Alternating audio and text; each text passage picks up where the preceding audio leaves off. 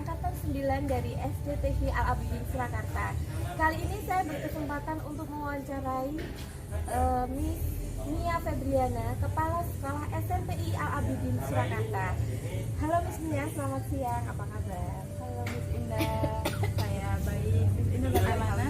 Sehat ya Miss Mia ya? Sehat. Mohon maaf ini mengganggu waktunya untuk sedikit wawancara dengan Miss Mia terkait dilema etika. Nah ini nanti ada beberapa hal Miss Mia yang akan saya tanyakan pada Miss Mia ya. Yang pertama, bagaimana Miss Mia dapat mengidentifikasi kasus-kasus yang merupakan dilema etika atau yang bukan moral?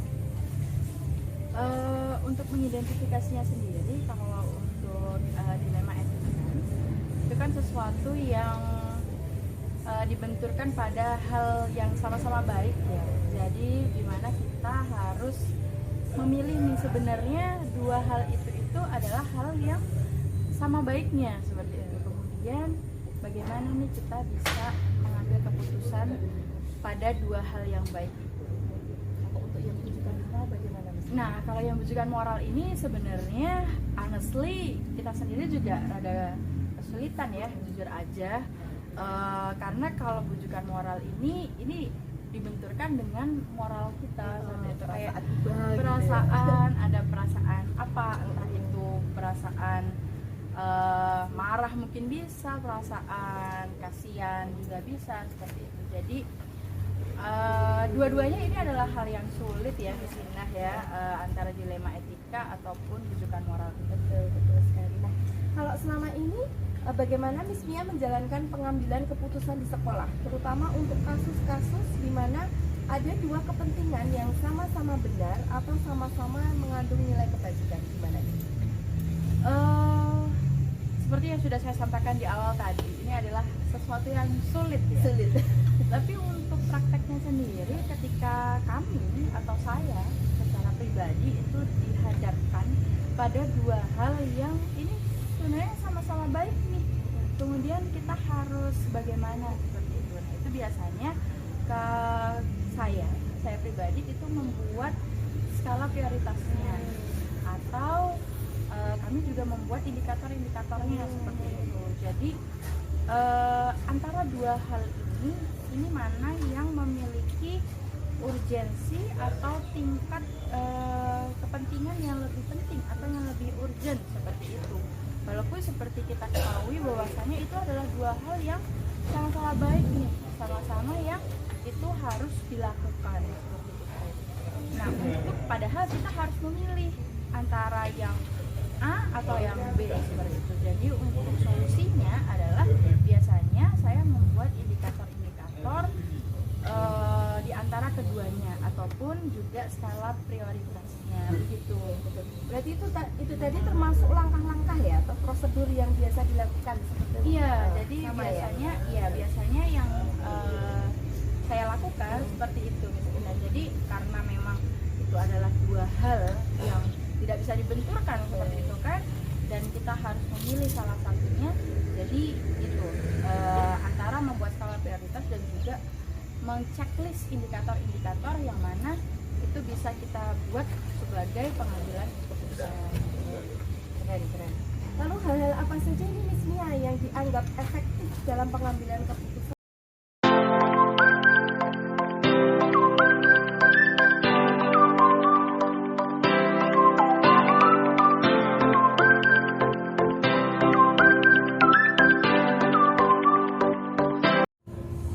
Assalamualaikum warahmatullahi wabarakatuh. Bapak Ibu penggerak, perkenalkan saya Indah Kurniawati, CGP Angkatan 9 tahun 2024 dari SDTK Al-Abidin Surakarta. Kali ini saya akan mewawancarai Miss Eka Nurmayasari, Kepala Sekolah SMP APBS Al-Abidin Surakarta. Selamat siang Miss Eka. Halo Miss Indah. Apa kabar Miss Eka? Alhamdulillah berkenan untuk wawancara pada siang hari ini ya. Insyaallah. Kebetulan saat ini kami sedang mengerjakan tugas demonstrasi kontekstual. Nah, ada beberapa hal nih yang ingin kita ketahui, terutama saya, terkait dengan kepemimpinan Miss Eka sebagai kepala sekolah di SMP APBS. Yang pertama ini, Miss Eka, selama ini bagaimana Miss Eka mengidentifikasi kasus-kasus yang merupakan dilema etika atau bujukan moral. Pastinya kan selama Miss Eka menjabat menjadi kepala sekolah banyak sekali nih ya problem-problem yang Miss Eka temui, dan itu bisa berupa dilema etika, ada yang bujukan moral. Nah, ini bagaimana cara mengidentifikasinya?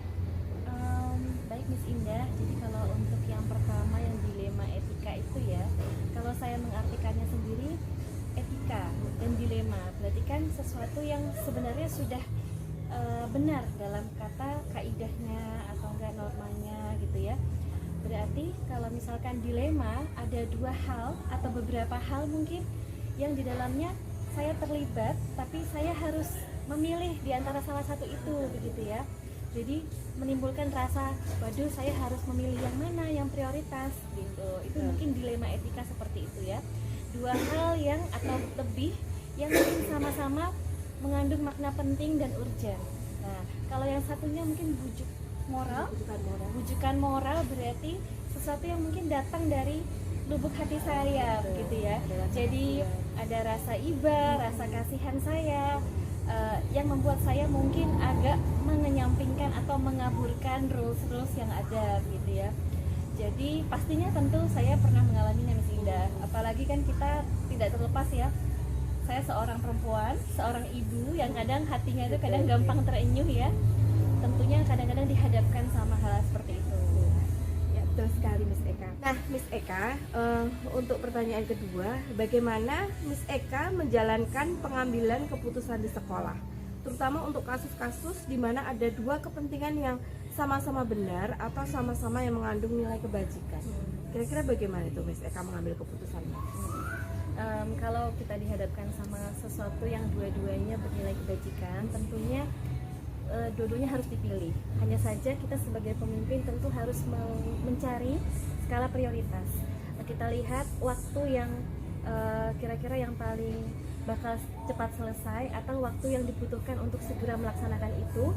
Saya cari yang paling prioritas dulu untuk dilaksanakan, tapi sambil mengatasi atau menghandle hal yang lainnya juga. Jadi kalau selagi kita masih bisa melakukannya secara bersamaan, kita lakukan secara bersamaan. Kalau harus berpisah atau maksudnya dibagi, kita lakukan salah satu tetapi kita sambil mendelegasikan misalkan, atau dengan cara kita menyampaikan sesuatu itu dulu kepada orang yang kita tugaskan. Jadi semuanya bisa terhandle, lalu ketika kita sudah selesai kita bisa sambil berjalan. Kemudian langkah-langkah atau prosedur seperti apa yang biasa dilakukan selama ini Miss Eka? Kalau misalkan berhadapan dengan dilema etika, biasanya tentu saya akan menentukan skala prioritas dulu ya. Dan biasanya saya akan mengajak manajemen untuk berdiskusi, musyawarah dulu, ada masalah-masalah seperti apa. Biasanya banyak itu masukan-masukan. Di situ saya akan mengambil salah satu keputusan dari musyawarah dan tentunya akan dilaksanakan, dan beberapa hal lainnya mungkin akan didelegasikan. Bagus sekali. Lalu hal-hal apa saja yang selama ini dianggap efektif dalam pengambilan keputusan pada kasus dilema etika? Biasanya yang paling efektif itu dengan cara memang mengkomunikasikan kepada beberapa pihak yang terkait dalam dilema etika itu, dua hal atau lebih tadi. Intinya kalaupun saya mungkin ada dihadapkan dengan permasalahan itu, saya menghandle dulu yang satunya, lalu yang satunya saya laksanakan. Jadi semua bisa sama-sama mengerti dan berjalan.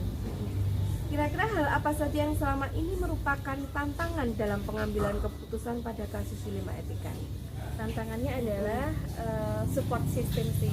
Kalau misalkan ketika saya dihadapi seperti ini tapi manajemen tidak bisa membackup, atau misalkan teman-teman di sekolah itu tidak paham dengan kondisi atau kesulitan kita, plus support system dari hal yang dituju mungkin di sana tidak mengerti dengan keadaan kita karena mungkin minim komunikasi tadi. Jadi memang apa-apa lebih banyak kita komunikasikan, kita memberikan pemahaman dan juga mengeluarkan isi hati kita.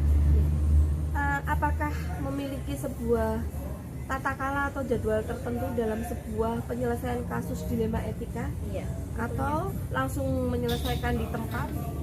Biasanya kalau misalkan masalah itu terjadi sering, karena kita sudah tahu ya ritmenya seperti apa, bisa diambil keputusan secara langsung. Tetapi kalau misalkan baru dihadapi, dan itu mungkin skalanya sama-sama urgent. Biasanya tentunya kami akan ada musyawarah dulu dan sedikit berdiskusi untuk berpikir bagaimana langkah selanjutnya.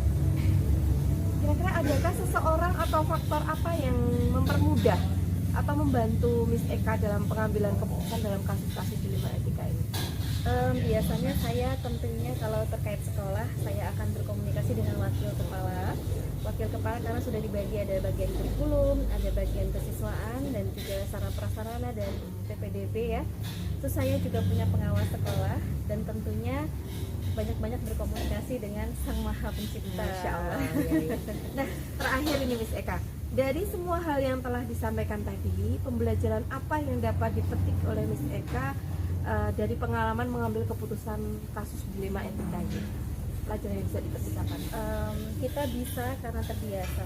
Kita harus memperbanyak jam terbang dan jangan